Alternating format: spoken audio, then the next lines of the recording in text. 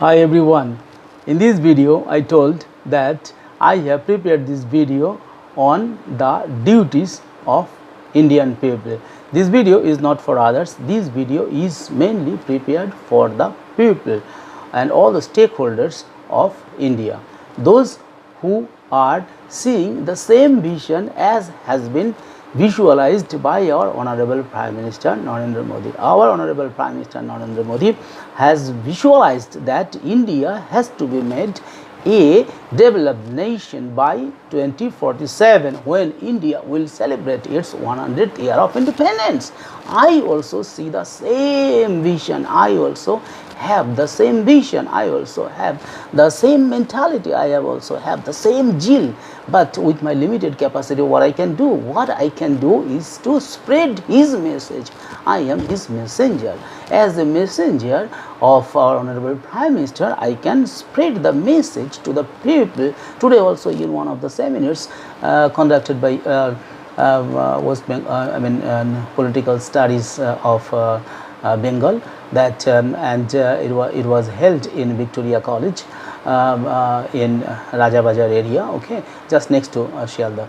So it was a very good seminar, and in that seminar I presented a paper. That paper was the title of the paper was Viksit Bharat, that is Developed India, Challenges and Solutions. Okay, so in that video also I have told about India's Viksit vision or Viksit Bharat, and what are the challenges standing in the way of achieving this goal, and how we can overcome those challenges. Okay, on the basis of that book, on the basis of the vision, I have decided that I have prepared a blueprint that what Indian people should do in the next quarter century, so that India can achieve this dream of a $30 trillion economy, right? So I am telling in brief about the duties of Indian people. This video will tell only the duties of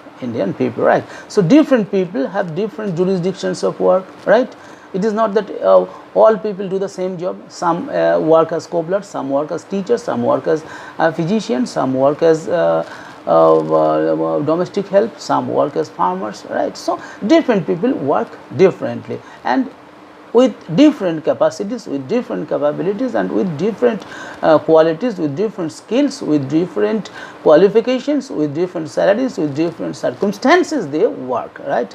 So we the parents, I am a parent, definitely, and at the same time I am also a teacher, and I am a scientist, social scientist, I am a researcher, okay? So all those things are doing by me, the same person. I am a columnist also. I write newspaper articles, right? So different people work different works, and sometimes it happens that one person does many works, right?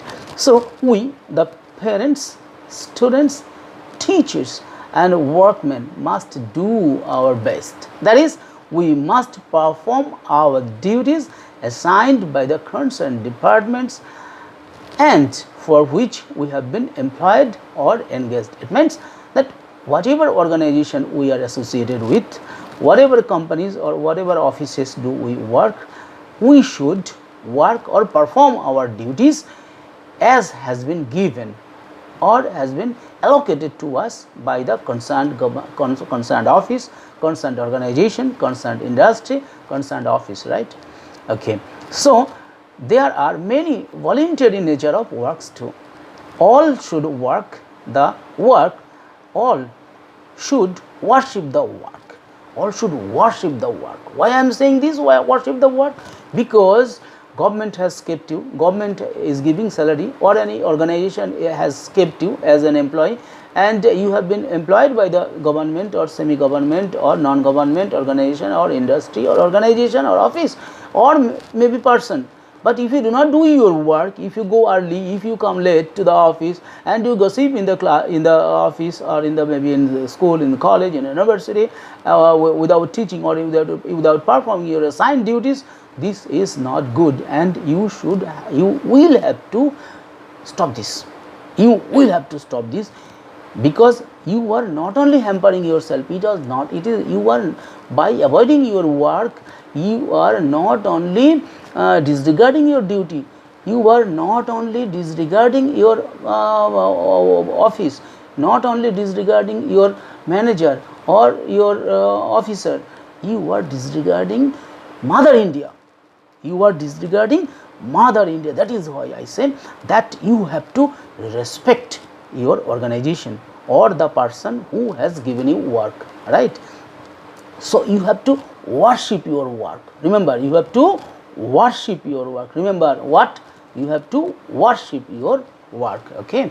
And then and you should perform your work properly, sincerely, okay? The laborers and farmers, I am just telling in brief about some professions. You see, the laborers and farmers will produce their goods sincerely and honestly, right? The tradesmen and businessmen will do business honestly. It is expected, honestly. You do business, definitely honestly. You tell that, yeah, definitely I have bought this thing, I have purchased this thing from market, and this is my carrying cost, and I am sitting, this is my go down cost, and this is my labor cost, and after all those things I will take this from you. Definitely people will give, but do not take money, or do not what I say, mix goods, bad elements or bad things with good or food stuff, right? That is bad thing. Or do not prepare any medicine or any food stuff that is harming the health of our people, okay? So it is expected, and others will do their duty sincerely, honestly and properly. All people will have to do their work perfectly, sincerely and honestly. Perfectly, sincerely and honestly. Maybe you have, if you are, maybe you are an unskilled person, maybe you are a semi-skilled person, whatever it may be, but still try to improve your skill, try to do perfectly, try to do honestly, try to do your work sincerely, okay? Next, the common man, the common people cannot amend the constitution. Common people cannot amend the constitution and bring about policy changes. We don't have that capacity, we don't have that authority to do. But who are doing this? Who can do this? The members of parliament can do this, okay? So it is the duty of certain sections of people, such as members of parliament, who make or amend laws for us in parliament, okay? Hence, they should take the initiative to bring affirmative changes in the lives and works of people in India through the formulation of sound policies. Now in India, still there are caste discrimination, there are creed discrimination, there are differences between rich and poor, there are differences between men and women, there are differences between black and white, there are differences between backward and forward, there are differences between communists and Trinamulis, there are differences between BJP people and other congressmen. So there should not be difference in terms of development. Whatever political party, whatever religion, whatever caste, whatever creed, whatever gender, whatever community do you belong, you have to devote yourself for the development of yourself. Through development of yourself, the development of the country as a whole will take place. I am not telling that you have to develop the nation, develop the country. You develop yourself. At first, you develop yourself. Whenever you will develop yourself, definitely you could develop your income. You could increase your income. You could bring dignity in to yourself. You will be able to bring dignity in your family, you will be able to bring dignity, prestige in your family members, and whenever you are an empowered person, then definitely the others will be empowered. Maybe your relatives, your sisters, brothers, children will be empowered, right? So you develop yourself. So with your development, the development of your family, of your society, of your country will automatically be done, okay? Remember this. So only the ruling political masters can extend the tenure of an elected government. Yeah, always I suggest that tenure of government is 5 years is very low. But some political scientists and some of my friends suggested me that if they become corrupt, yeah, definitely then we are helpless. But we should not be helpless. I have given policy. Tenure of government should be at least 10 years. The tenure, instead of 5 years, the tenure of a government should be 10 years. Union government, state government. Election, not necessary election. Both opposition parties and both ruling and opposition parties can work together, hand in hand and shoulder to shoulder. They should work for the development. It is not that the only ruling party will develop and the opposition party will damage. No, both the parties, both the people, both the communities, both Hindus and Muslims, both Christians and Buddhists, everybody, all the community people, all the caste people, all the creed people, all the genders should come forward and work in the development of India. Okay, so they must be act fast and perfectly. So time is limited. Another great issue is electoral reform. Yes, electoral reform is also necessary. I tell the Election Commission of India and the Prime Minister or the Cabinet Ministers what I suggest. My suggestion is that please make foolproof voting system through the introduction of biometrics in EVM. Say it is possible or not. If we can draw money from ATM by using our card, can I take or withdraw others' money from bank with my card? So Election Commission of India and India's technologies are so rich, are so powerful, so erudite that if the government gives permission or if they work, definitely it can be possible. It is possible, very much possible. So I have seen, being an presiding officer, I have worked, still I am working. I have worked as presiding officer for last 24 years, and in last 24 years what I have seen as a presiding officer is not good. You know that, you political leaders know that what happens in elections. Maybe you are a member or you are a supporter of Congress party, Trinamool Congress party, maybe CPIM party, maybe BJP party, whatever it may be, you know that what happens in elections. Ruling party always, or influential party in local areas always dominate the elections. They threaten the polling officers, they give proxy votes, they disallow others to vote, and sometimes they loot votes. So these are the common factors here in India, right? So this must be stopped at any cost. This must be stopped. So I request the Election Commissioner of India and I request the cabinet ministers and the Prime Minister himself, Prime Minister also, please see, if possible, then it will be, you will be remembered in history. Though you have done many good works, as we still remember what's our Election Commissioner T.N. Session for his revolutionary decision of introducing EPIC like this. So the more foolproof voting system through the introduction of biometric in EVM and connecting Aadhaar and EPIC might remove proxy votes in the election. The Election Commissioner of India must introduce biometric in electronic voting machines and check electronically the greatest electoral corruption and proxy voting and multi-voting by a single person. Only voting arrangements can be devised by the government. It is learned from people who are having experience of voting or working as polling personnel. Some people have said that in some elections here in West Bengal, one particular person casts vote. Approximately 20, 25, 30 chappa votes, proxy votes, okay, are cast by one person.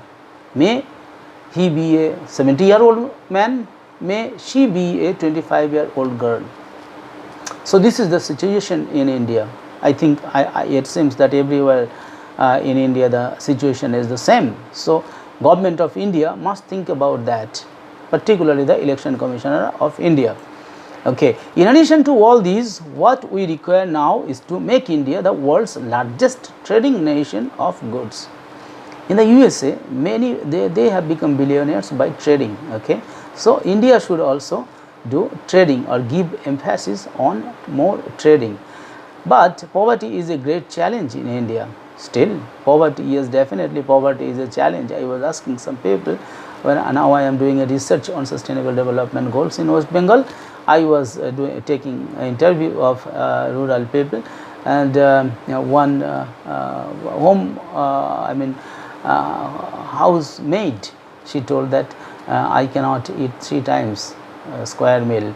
In the morning I go to work by 6 a.m. and I take only tea and bread, and they do not give me lunch, and after coming back from work, if I get some food from them, then I come back and eat that. Otherwise, after coming back home, I take my bath and change my sari, and thereafter I come to another old lady's house, and she gives me whatever remains food there. If there is food, then she eats, and if there is no food at the old lady's house, she remains starved.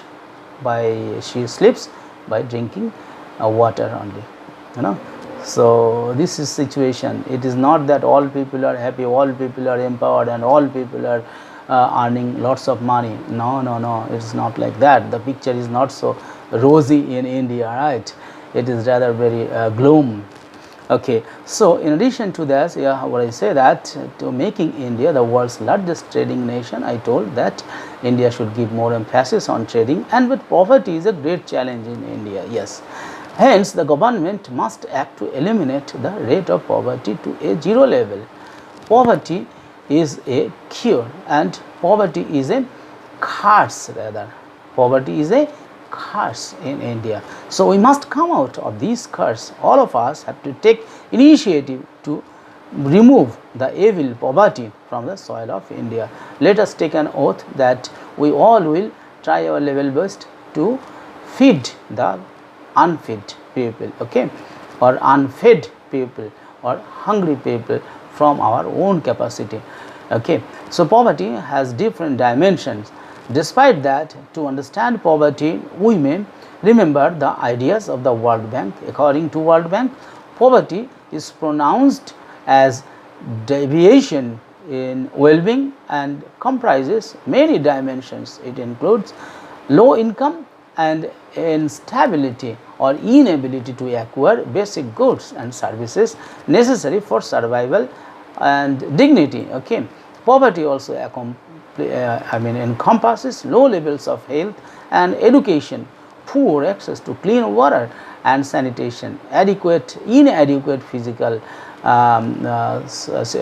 security, lack of voice, and insufficient capacity of opportunity to better one's life. Okay. So this is poverty, and through the implementation of existing schemes in India, poverty can be removed. So what China did in this regard was gave educational empowerment to the students. In China, they gave emphasis on education because they understood that if there is education, proper education, scientific education among the youths, then there will be low wastage of manpower, there will be low wastage of money, there will be low wastage of natural wealth, there will be low health hazards, there will be low poverty. That is why they gave emphasis on education. Okay. You will be surprised to know that in China around 27% of its workforce has a university education.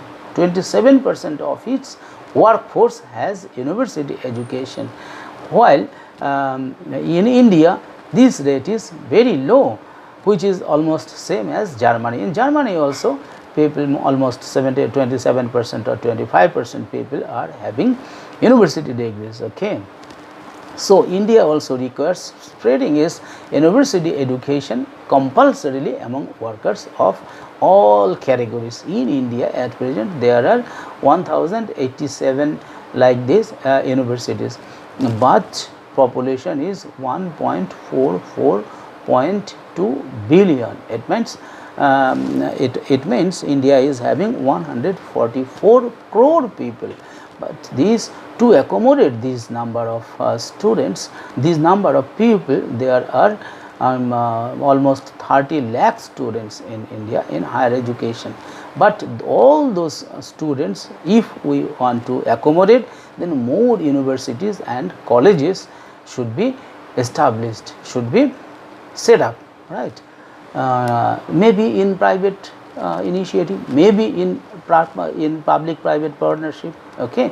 So India also requires spreading its university education compulsorily among its youths. Okay. So without skill development, discipline education and value education, it would not be possible to infuse a sense of patriotism. So always I say that patriotism should be infused in every youth in India at any cost, maybe through school level education, maybe through school level syllabus, maybe through storybooks. Patriotism, nation first, nation first. Okay. So without skill development, discipline education and value education, it would not be possible to fulfill our dream of a 25 or 30 trillion dollar economy by 2047. Okay. So I think that the mentality of hard work also should be introduced.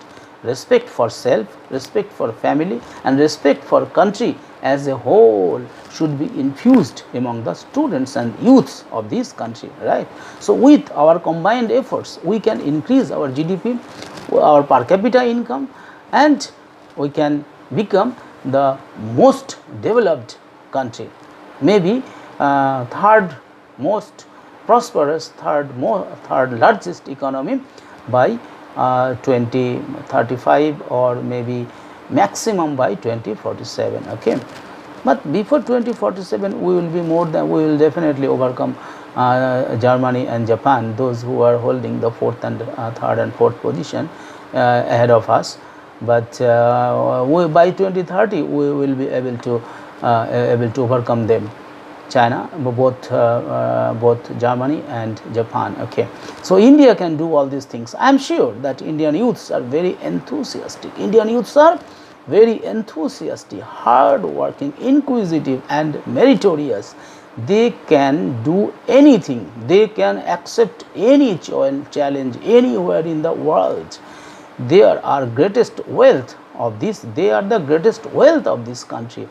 They can outperform any others anywhere in the world and in any field. I know that, from education to agriculture and from industry to space research. China has been craving for a new front in global economic development, and the country's next chapter is nation building is unfolding through a wave of funding in the massive global infrastructure project, that is everybody knows the Belt and Road Initiative. The so-called New Silk Road aims to connect almost half of the world's population and 1/5 of global GDP, setting up trade and investment links that stretch across the world. If China, our neighbor and our old friend, can perform it perfectly, why should India be left behind?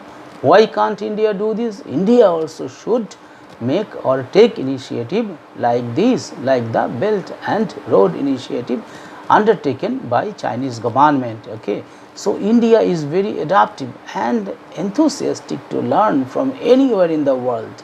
So I think that if Indian youths should think out of the box, if Indian people thinking out of the box, making innovative ideas, working hard with sincerity, honesty and devotion and with patriotism, work for 18 hours a day, then definitely India will become a superpower India will become a developed nation, India will become a Viksit Bharat.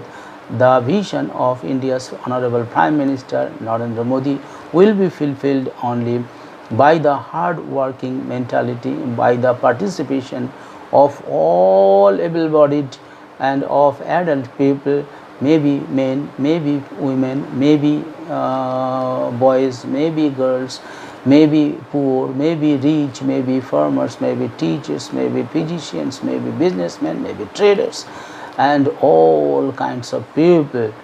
With these, I hope and I expect that India will achieve the target of a $30 trillion economy by 2047. With this expectation and with folded hand, I appeal to all of you to come forward, realize your potential, and you think yourself as equivalent to 10 tigers and 5 lions, and you have the ample power within you. You can change the world, you can change India, you can make great inventions, you can make great discoveries, you can make large business houses, you can make large trading companies, you can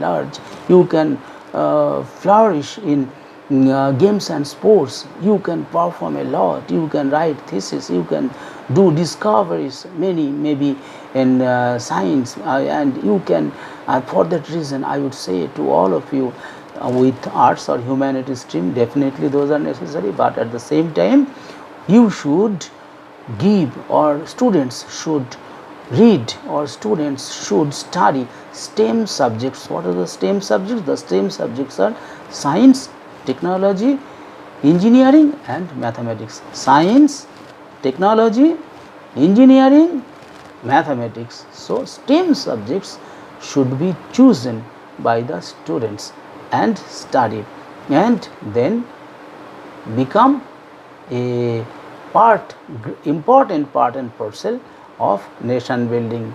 With these expectations, I would like to conclude here, and I hope that you all will extend your helping hand to see the dream, to utilize the dream, and to fulfill the dream of our Honorable Prime Minister, so that we do not remain behind of the European Union countries, we do not remain behind UK, China, USA, China and other developed nations. I hope that India will be the best, India will be the Vishwaguru, India will be the superpower, India will be the great nation, India will be once again India will regain its glory that once India had. With these expectations, once again I would like to take adieu from you. Thank you very much. Bye.